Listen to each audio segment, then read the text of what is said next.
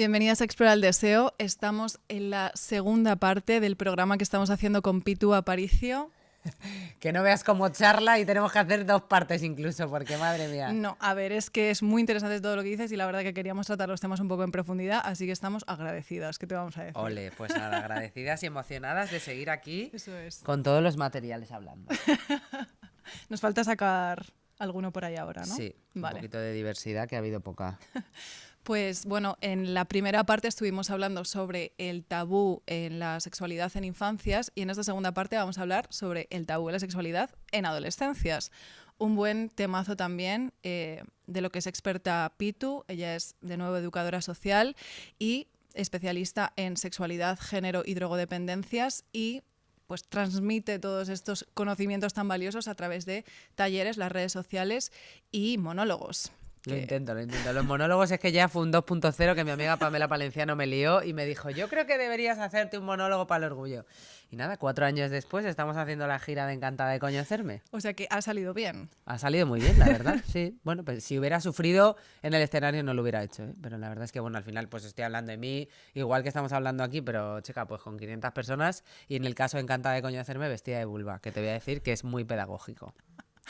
Desde fuera es tan fantástico verte, o sea, quiero decirte, ver tus vídeos de redes sociales y pasearte por cualquier plaza o calle con este disfraz es solo una maravilla, así que... Es que yo muchas veces digo que me encanta mi curro, pero no me encanta porque yo diga, hostia, el ego de mi curro, que también lo tiene, sino porque, tía, creo tanto en el proyecto de la sexualidad y en que acercar la sexualidad mejora la calidad de vida de la gente, que es más eso que yo misma quiera salir a la calle vestida de vulva, la verdad. Lo hablaba el otro día con mi colega, con Noemi Casquet, que al final creemos tanto en lo que hacemos y vemos cómo cambia la vida de la gente, que tú plantéate cómo hubiera cambiado tu vida si hubieras tenido educación sexual. No, totalmente. O sea, al final ha sido el proyecto de decir, bueno, pues no la he tenido, voy a buscármela como sea, ¿no? Pero sí, claramente verlo desde ahí yo creo que también es muy potente. Autoconocimiento puro, has tenido que ser autodidacta como todas y tal cual tirar de autoconocimiento, claro. Sí, viva. Y Sí. ahora, bueno, pues aprendiendo más, la verdad. Aquí estamos, o sea, Claro. las entrevistas son un pretexto, ¿qué te voy a decir? Qué guay, pero qué bien que las hagáis. Yo el libro de autoconocimiento tuve claro que se iba a llamar autoconocimiento porque toda la peña con la que hablaba desde hace 10 años en los talleres era, me puse a buscar, hablé con las amigas, los feminismos me dieron, bueno, pues todas hemos tenido ahí un poco que buscarnos las castañas, vamos. Pues vamos allá con las preguntas, Pitu. De nuevo, lo hemos planteado como en infancias. Vamos a partir de 3 tabús distintos en torno a la sexualidad en la adolescencia. Vamos a ir directamente a por la primera pregunta, por el primer tabú, que es la idea de que los adolescentes no son capaces de consentir. Y también la pregunta por la autonomía, ¿no? O sea, ¿dónde está un poco el término medio entre una prohibición extrema y demasiada libertad? No sé, es complicado de formular. A veces... Sí, pero más o menos sé por dónde vas. Pero sí es que yo creo que a veces se nos olvida que todo el mundo hemos tenido 14 años. O sea, yo creo que cuando somos padres y estamos en un taller de sexualidad y me hacen una pregunta, le digo, vale, tú con 14 años, ¿qué hiciste ahí? Bueno, pues hacerlo. Bueno, pues me fumé un porro y no sé cuándo, no sé qué. Bueno, pues se te olvida que tu hijo entonces tiene que explorar y tiene la curiosidad suficiente y dale un poquito tú la autonomía y la potestad y la responsabilidad de que a lo mejor la tiene que cagar. Con las infancias esto se hace muy bien. No, porque claro, si se cae, aprende tal, no sé qué, porque con el golpe luego aprenderá las consecuencias. Bueno, pues con adolescencias estamos sobreprotegiendo muchísimo como para que efectivamente luego te acabe mintiendo, porque necesitas espacio. Se nos olvida a todo el mundo que con 13 años hay que subvertir la autoridad y enfadarte con tus padres. Entonces, bueno... Es una época complicada, pero dale las herramientas y el pensamiento crítico para que tú no decidas por él. Entonces esa sería la propuesta, ¿no? Vamos a darles las herramientas para... Porque es que de verdad que planteando la pregunta como ¿puede consentir un adolescente? Me sentía una persona ridícula, ¿no? Como pensando en esta pregunta y pensaba, ¿qué hacía yo con 13 años? Y yo, pues con 13 años ya me iba a la jarana, ¿sabes? Hombre, sabías latín, claro, con 13 años. No, es que ahora pierden la virginidad muy pronto, pero vamos a ver, punto 1, ¿qué es perder la virginidad? Punto 2, ¿qué es muy pronto? Lo que para ti está bien. Para acá, igual en tu pueblo, Loli, se pierde a una edad y luego en otros a otra. Entonces, es un juicio absoluto todo el rato el que ponemos sobre el cuerpo del resto. Totalmente. Bueno, y también pensaba, ¿no? Como, es que hace no tanto tiempo, quiero decir, la gente se casaba con unas edades y tenía razón. O sea, que al final O sea, y que no quiere decir que fuera deseable, pero que parece que sigue habiendo algo como inmaculado en los adolescentes cuando en realidad a esas edades, hasta hace no tanto tiempo, las vidas eran muy otras, ¿no? Claro. O en mi adolescente, esto es como todo, ¿no? Como el mío lo hace bien, el mío no tiene ese deseo, lo hace el tuyo. Es como una cosa que podemos seguir aprendiendo mucho de ellos es escuchamos pero no juzgamos. Y esto ellos lo hacen increíble, pero todo el resto de adultos es porque, claro, mira lo que está haciendo no sé quién, mira lo que está haciendo no sé cuál. Dale el espacio para que pueda explorarlo y que efectivamente hay muchísima info en las redes sociales de hoy en día, pero poca información y educación con toda esa información que hay. Mira. Y claro, creo que también al final esto, o sea, como este miedo, o sea, porque al final preguntarte casi ansiosamente cuánto reprimir algo o etcétera, etcétera, es a causa de pues, que tienes un miedo genuino porque le pase algo, ¿no? A esta persona, entre otras cosas. Entonces, todo esto se transfiere mucho al mundo digital, ¿no? Porque sabemos que ligan por ahí, que hacen sexting, que ven porno, etcétera, etcétera. Y hay mucho miedo, pero poco plan de acción, ¿no? Claro. Y tú tienes un taller específicamente sobre pornografía. Sí. Y por ello te queríamos preguntar, la verdad. Un poco, lo primero también, ¿cuáles son sus inquietudes en este taller, no? Que insisto una vez más, están ligando igual que nosotras, con nuestras aplicaciones, haciendo sexting igual que nosotras. Lo que pasa que, claro, ay no, pues es que tiene 17 años, no lo vas a ver hacer. Hay una brecha digital brutal con esto, que tenemos mucha información, pero ningún plan de acción para educar de forma digital con toda esta información que tienen. Entonces, para mí ahí hay una brecha. El error no está en, oh Dios mío, es que el problema es el porno, el problema es el sexting. Bueno, no creo que sea tanto el problema los videojuegos, sino qué estamos haciendo con eso. Lo tienen, lo usan, saben que no es un entretenimiento, pero ¿de qué otra manera aprendemos? Me decían ayer. En un taller en Asturias, vale, porno, vale, Pitu, el porno no es educativo. Tengo media neurona. Vale, Pitu, el porno no es educativo, pero ¿de qué otra manera se aprende? Y decía otro, practicando. Bueno, ya, pero yo no quiero que me duela y que me sangre todas las veces que practico. Este es el error. Anda. Si estamos creyendo que la sexualidad duele, que ahí, claro, por supuesto, fue como, qué interesante esto que dices, Marta, ¿qué es esto de que tiene que sangrar y tiene que doler? ¿Por qué sangra y por qué duele? Y entonces yo ahí cojo, saco materiales y digo, amores, el sexo nunca tiene que doler ni sangrar, aunque sea la primera, la 14ª o la 29 vez que tú introduces algo en la vagina. Entonces aquí explico, esto de fuera, ¿cómo se llama? La vulva. Vale, se puede tener vulva, se puede tener pene y puede ser un bebé intersex. Y a partir de ahí explico, para que un pene se llene de sangre y se pueda empalmar, necesitamos lo equivalente en sangre a un vaso de chupito.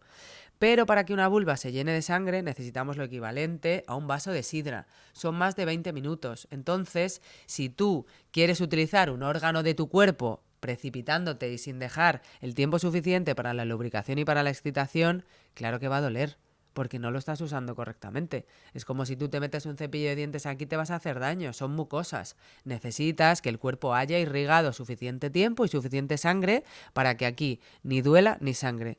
Si duele o sangra, párate, porque algo no está sucediendo. Y recuerda que para lo único que estás haciendo esto es por deseo y por placer. Ostras, y claro, también te digo, asociado el dolor siempre para los mismos cuerpos, ¿no?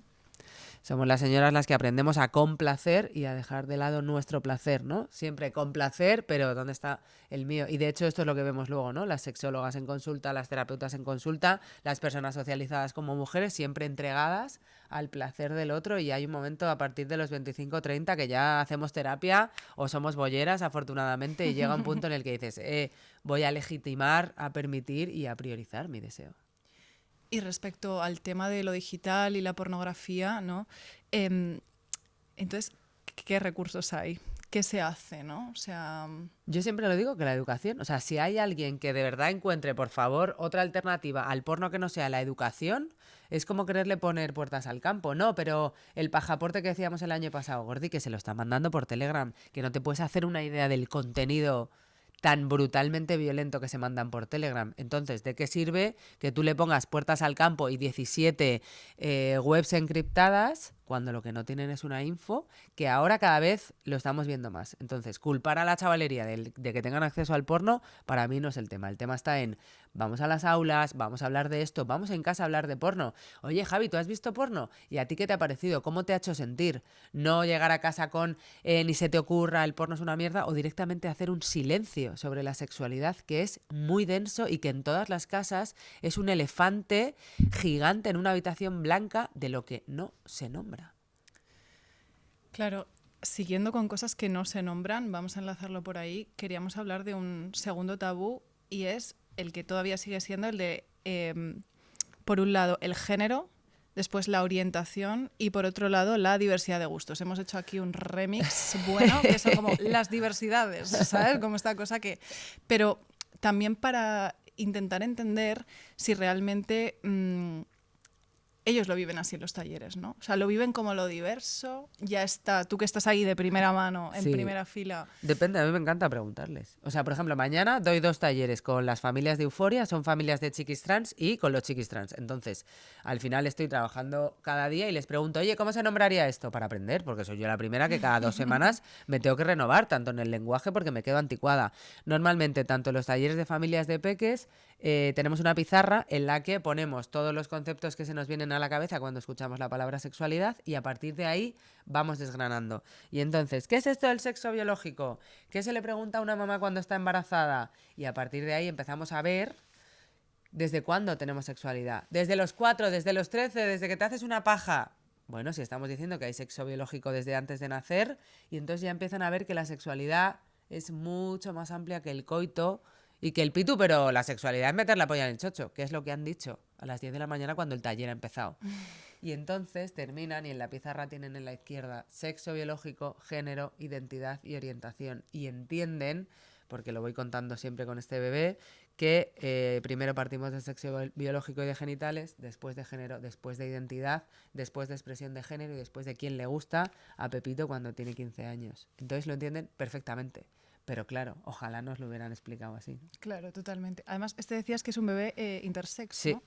Porque literalmente que el pobre está lleno de mierda, que lo voy llevando ya desde hace 1000 años, que si alguien quiere regalarme un muñeco de sus criaturas que no tenga genitales, por favor, estoy abierta, pero es que no estoy encontrando. Llamamiento, por favor. Me encantaría. Y entonces precisamente por eso lo llevo, ¿no? Porque digo, vale, ¿qué puede tener? Puede tener pene, puede tener vagina, no dicen vulva ni para atrás. Pero ya nos encargamos después de nombrarlo y entonces digo, oye, ¿y si es un bebé intersex? Y les explota la cabeza. Siguen teniendo un poco los libros de biología anticuados nivel el clítoris no sale. Esto a mí me sigue preocupando. Y ayer en Asturias o en Sevilla el otro día le decía a las profes, oye, de verdad, pero no sé, un poquito que salga el clítoris, un mapa de algo. Que no habían dado lo que era la menstruación, que no sabían explicarlo bien. En cuarto de la ESO. Digo, venga, hombre, también os tiráis unos folios, tienen un morro, colega. Claro, porque volvemos a lo mismo que con los tutores, ¿no? Si no saben ellas, o no sienten que saben, entendemos que con profes de repente volvemos un poco al mismo escenario. Habría que hacer una formación de profesorado. Por supuesto. Y son los grandes olvidados, ¿eh? Ellos muchas veces lo dicen.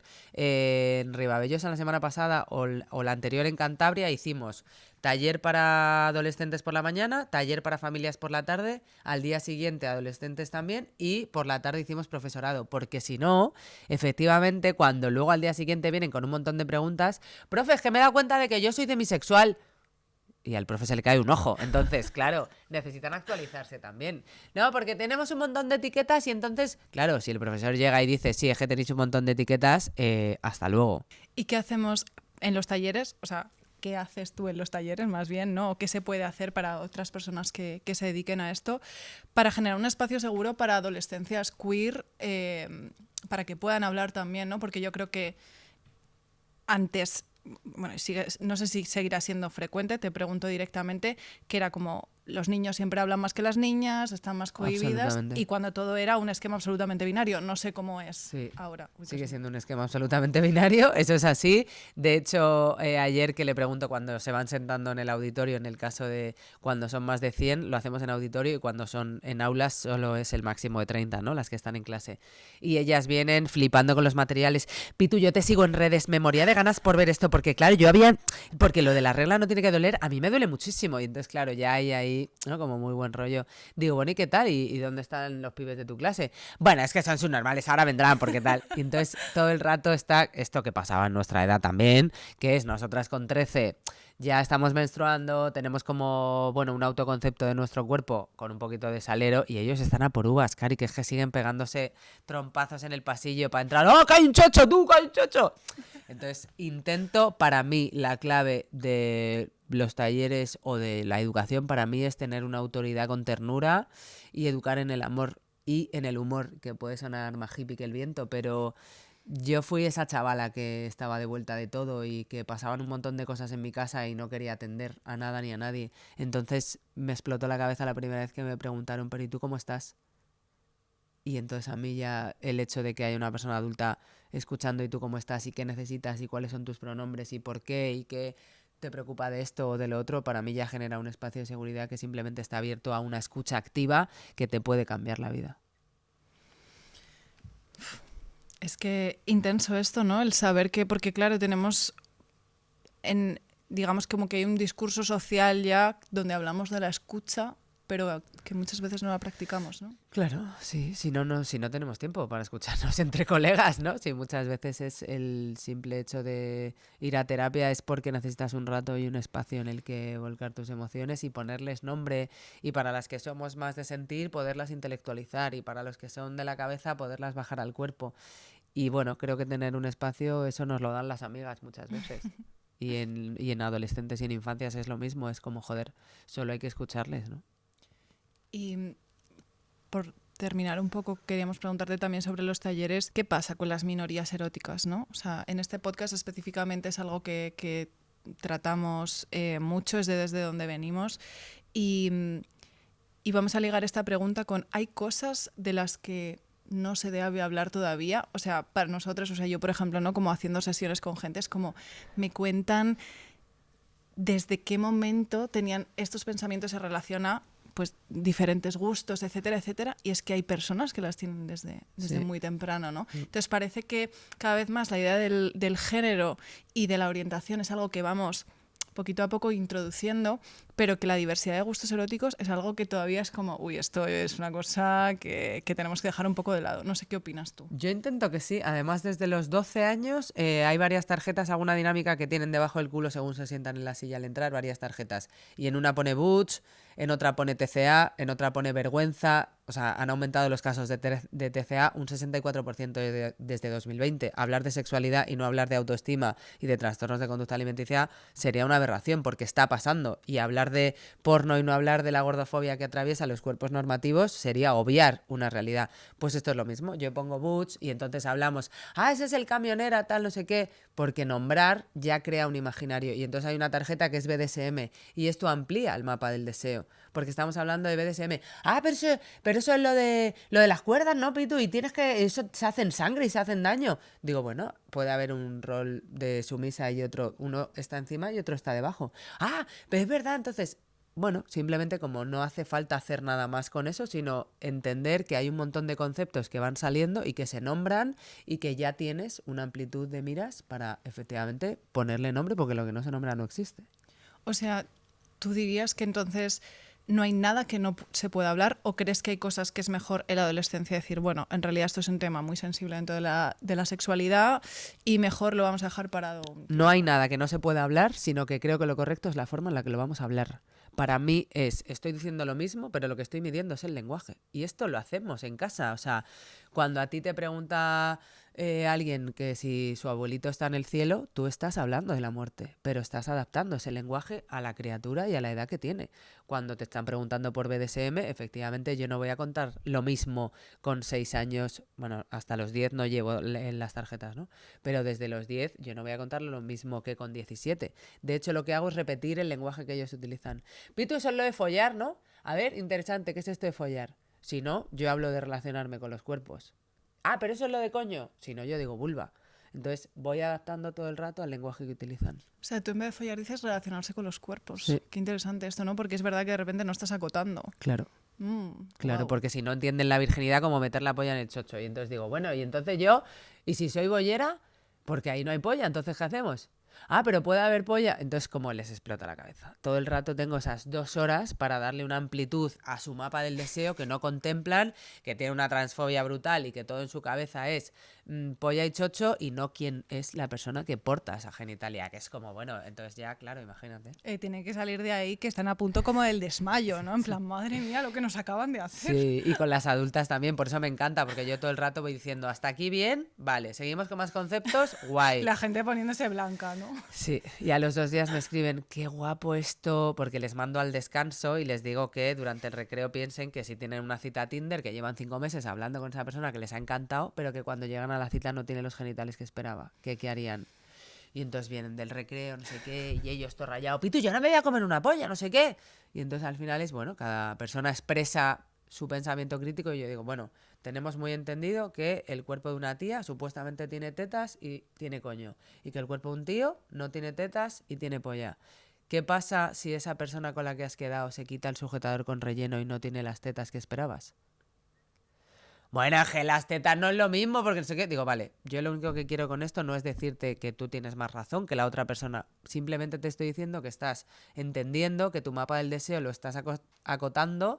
No, pero yo es que no soy racista, pero yo con las personas chinas no follo, pero con las negras sí. Bueno, darle justamente este prisma, ¿no?, a la idea patriarcal que tenemos y a cómo hemos entendido y construido lo que nos pone cachondas y por qué y qué partes del cuerpo estamos eligiendo pensando que son las que nos erotizan. Entonces, claro, o sea, porque entiendo que hacer todo esto en unas horas tiene que ser guau, ¿no? O sea, que también has tenido que ir dándole una vuelta a cómo lo dices para que sea efectivo, se entienda, no sé qué, ¿no? Que abra el diálogo, que se pregunten, etcétera. Pero, entonces, ¿qué sería ideal? Un proceso. O sea, Sí, aparte de, sí. evidentemente, en casa, en la escuela, o sea, Sí. contigo, ¿no? Hay sitios donde se hace, en Cataluña, por ejemplo, hay proyectos Candela, o sea, como hay muchas colegas y muchas compas que están haciendo absoluta educación sexual integral, mi colega Mayo, o sea, me consta que se está haciendo y que se puede, ¿no? Entonces hay un futuro con un prisma brutal, así como yo siendo de Madrid no puedo ser profeta en mi tierra y por lo que sea, ha habido años en los que hemos ofrecido talleres de sexualidad gratuitos y los centros escolares nos han contestado que no tienen tiempo en el currículum educativo. Esto en Vallecas, en Usera y en Villaverde el año pasado. Entonces, claro, es una pena porque nos encantaría, pero bueno, pues Madrid tiene esto, ¿no? Pero sí que existen esos proyectos y se hacen de forma transversal y no te digo de uno al año, sino bueno, como asignaturas en las que de forma troncal se va tratando la sexualidad y al final es como igual es que hubiéramos necesitado menos matemáticas y más educación emocional, ¿no? Totalmente. Y para ir cerrando, el último tabú que queríamos tratar, que es un poco parecido al de las infancias, es la idea de, tan simple como hablar de sexualidad es sexualizarles, ¿no? Y ya no solo sexualizarles, es incitarles, ¿no? ¿Qué opinas de esto? Bueno, creo que es tan sencillo como que hablar de sexualidad es hablar de emociones, es hablar de intimidad y es mejorar la calidad de vida de esa persona como para darle prisma y alas a que puedas ser quien eres, como quieres y amar de la forma en la que lo necesitas y entenderte mejor. Sexualizar sería... Bueno, yo he visto toda la vida películas Disney en las que los personajes eran heterosexuales y no salió heterosexual. Entonces es como cuando se decía que no había que hablar del suicidio, ¿no? Silenciar sigue siendo para mí condenar a las criaturas y a las personas en general a tener más libertad, tanto de pensamiento crítico como de poder ser quienes son. El silencio es denso en las familias. El silencio es además muy transgeneracional y se va traspasando. Entonces es como, bueno, cualquiera en esa familia que vaya a terapia o que tenga un poco más de ganas puede acabar con ese silencio y entender que educar en sexualidad no tiene nada que ver con sexualizar. Pues con esto vamos a cerrar, que ha quedado, yo creo que perfecto para ser recogido y asimilado. Te queríamos dar las gracias por todo esto que has compartido y nada, decir que tu libro está a la venta, que tienes por aquí un ejemplar. Que me ha traído autoconocimiento Vamos aquí allá. para que lo tuviéramos. Y te veremos también por los escenarios pronto, ¿no? Sí, estoy wow. contentísima con la maquetación de autoconocimiento porque han sido súper majas y creo que además es un libro que le puedes regalar a tu padre, a tu prima, el típico regalo de amiga invisible que dices, pues hija, a partir de los 12, aquí tienes tu libro. O sea, desde los 12, ¿no? Sí, vale. Sí. Y Bien. además es guay, desde los 12 hay familias que lo compran y lo leen en compañía, que esto me gusta mucho. Qué bonito. Y lo tienen en los coles y en las bibliotecas, así que ojalá lleguen muy lejos todo lo que tenga que ver con sexualidad y pensamiento crítico. Y encantada de conocerme, es el monólogo, que estamos de gira, que ya tenemos todas las fechas, en pituaparicio.es puedes comprar tu entrada y vamos a hacer una gira importante por esto que te decía de, joder, ojalá la sexualidad llegue lejos y la gente pueda reírse también, ¿no? De todo lo que nos ha pasado, que no ha sido poco. Que no ha sido poco. Y también, o sea, dejar abierta la puerta, yo a veces lo pensaba, ¿no? Es decir, bueno, quizá te da un poco de vergüenza ir a un taller con otras personas o no. También haces como sesiones con... Sí, y regalos de cumpleaños. La semana que viene voy a Ciudad Real porque el 50 cumpleaños de una chica se lo ha autorregalado y ha decidido contratarme. Iban 12 amigas a hablar de menopausia y de juguetería erótica a su casa. Y después nos comemos una paella. Es que no me digas ¡Fantasía! que mi trabajo no es lo puto más. O sea, incluso despedidas de soltera. Fui hace poco eran 14 colegas de 27 años. O sea, un taller de autoconocimiento que aquello fue una magia. Por favor, contratadme más para estas cosas porque yo me lo paso mejor que la novia, ¿sabes? Muy guay, tía. Juntarse con colegas a celebrar un cumpleaños diferente me parece la hostia. Ay, qué bonito. Pues nada, ahí queda. Cosas para las amigas, regalos para gente allegada a la que queremos. Y nada, Pitu, de nuevo, muchísimas gracias. Ole, ole, ole los Un espacios placer. bonitos. Bien. Muchas gracias, A cariño. ti. Esta mañana, justo preparando la entrevista, hablaba del miedo que había a que todo el mundo y las familias y las escuelas, ¿no? Como todo el rato es que educar en sexualidad es sexualizar a las criaturas. Y justo me ha apuntado una cosa que yo decía esta mañana, educar en sexualidad es hablar del cuerpo, es que es hablar de emociones también y de intimidad, ¿no? Que es hablar del placer de estar vivas, y acompañar en sexualidad no es sexualizar, sino enseñar a habitar el cuerpo con seguridad y con autoestima desde una misma, desde casa y desde la escuela. Era muy fácil, sonaba muy bonito.